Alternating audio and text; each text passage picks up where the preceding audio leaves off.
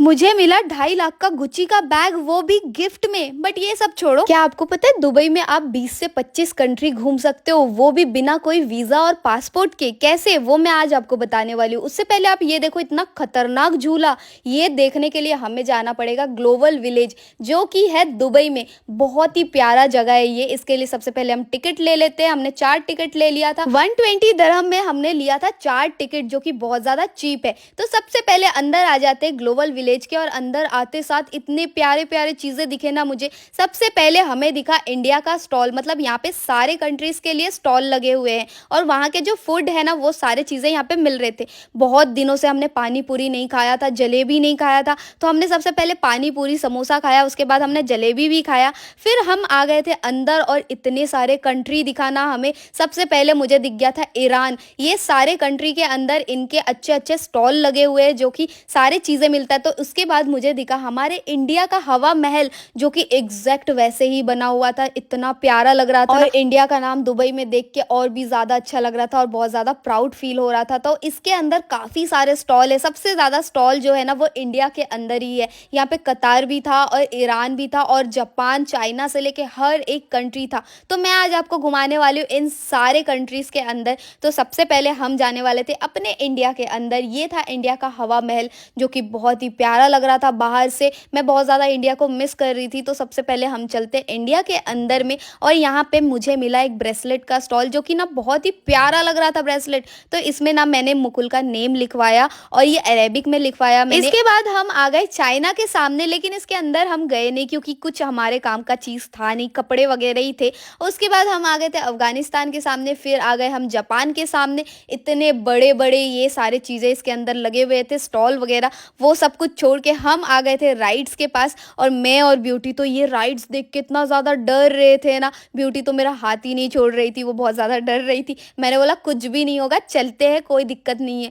तो लेकिन ये जब सामने आई मैं, और ये वाला राइड मैंने देखा, तो मेरे तो होश ही उड़ गए। मतलब जो दूर से मैं देख रही थी, उतना ईजी ये नहीं है। मैं देखो कहाँ खड़ी हूँ, और वो राइड कितने ऊपर में, कितने फीट ऊपर में है, वहाँ पे आवाज़ तक नहीं आता है कुछ भी। और ये लोग इतना ज़्यादा चीख रहे थे ना, मेरे को ये देख के इतना ज़्यादा डर लगा। लेकिन यही एक्सपीरियंस करने हम चारों जाने वाले थे, और इसको हमें घूमना ही था, क्योंकि यार कुछ तो आए हैं आउट ऑफ कंट्री, तो ऐसा चीज़ें तो करना चाहिए। हमने हाथ में ना कैमरा लगा लिया था, और मैं बोल दी थी मेरी फ्रेंड को कि अगर मैं ना आऊँ, मेरा लाश पहुँचा देना इंडिया तक के। मैं मजाक कर रही थी ये सब।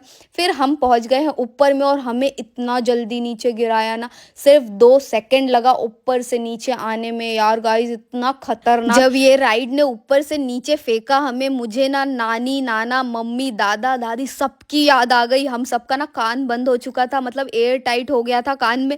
मेरे कान तो खुल ही नहीं रहे थे। फिर हम आ गए थे हॉरर हाउस देखने के लिए, और ये हॉरर हाउस बिल्कुल भी डरावना नहीं था। हमने बोला कि हमने हॉलीवुड मूवीज बहुत देख रखी है, तो ये तो बिल्कुल भी डरावना नहीं लगा हमें। उसके बाद हम लोग आ गए थे दूसरे राइड के पास, और ये राइड को हम लोग ना एकदम से ऐसा सोचे थे बहुत ही ईजी है, झूला तो है, क्या ही दिक्कत होगा, कुछ नहीं होगा।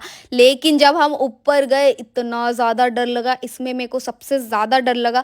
फिर मैंने डिसाइड किया कि अब मैं कोई भी राइड में नहीं जाने वाली हूँ, क्योंकि इतना ज़्यादा डर लग रहा था ना यार। आप लोग अगर दुबई आओगे तो ग्लोबल विलेज ज़रूर आना, क्योंकि यहाँ पे आपको मिलेगा पूरा फन। और यहाँ पे हम गेम्स भी खेलने लगे थे। और ये जो ग्लोबल विलेज है ना, ये 6 महीना ओपन रहता है, और 6 महीना बंद रहता है। तो आप जब भी आओ दुबई में, तो ग्लोबल विलेज जब ओपन रहे तभी आना, आपको बहुत मजा आएगा। और ये दोनों मिलके ना ये टैडी जीत के आए थे, और ये टैडी हमारी फ्रेंड दीक्षा को इन्होंने दिया, क्योंकि दीक्षा को ना टैडी चाहिए था। तो इन दोनों ने मिलके जीता टैडी, और इनको गिफ्ट किया।